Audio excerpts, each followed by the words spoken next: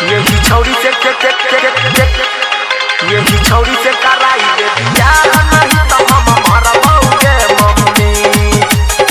अभी आप सुन रहे हैं तेनवाली से माँ दुर्गा म्यूजिक की प्रस्तुति। डीजे सुमित सतीश, हाथ में हल्दी लगाई दे आप नहीं पढ़बोगे मम्मी। हाथ में हल्दी लगाई दे आप नहीं पढ़बोगे मम्मी। यही छौरी से छौरी गोरखी से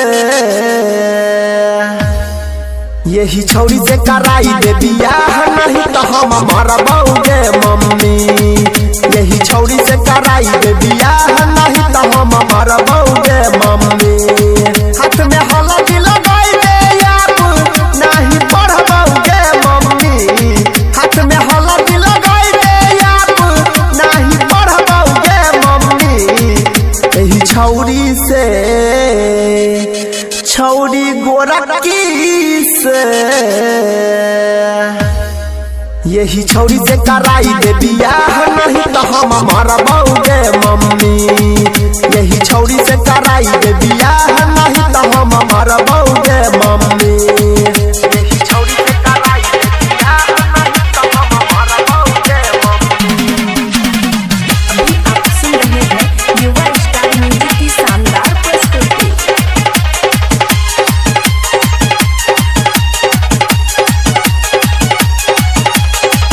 पापा जी से जाके मम्मी तू गे बताबे ओ करे से शादी करबै जाके समझाबे। पापा जी के जाके मम्मी तू गे समझाबे ओ करे से शादी करबै जाके तू बताबे। करबै माना के लोके ओकरा हम भगबोगे मम्मी। करबै माना के लोके ओकरा हम भगबोगे मम्मी। एही छौरी से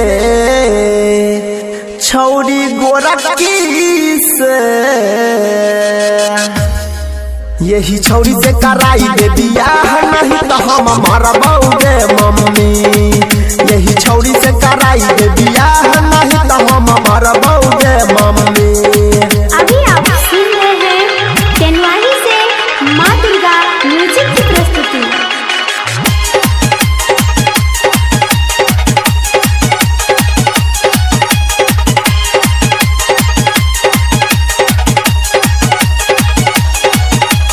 डीजे सुमित सतीश,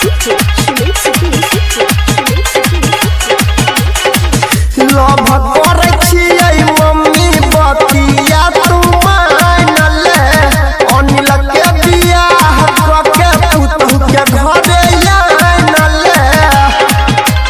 बे मम्मी सुना लव करे छियै मम्मी बतिया तू मान ले। अनिल के बियाह करके पुतहु के घरे आन ले। प्रेम रंजन कमलेश देवेंद्र में डरबोगे मम्मी। प्रेम रंजन कमलेश देवेंद्र में डरबोगे मम्मी। एही छौरी से छौरी गोरखी से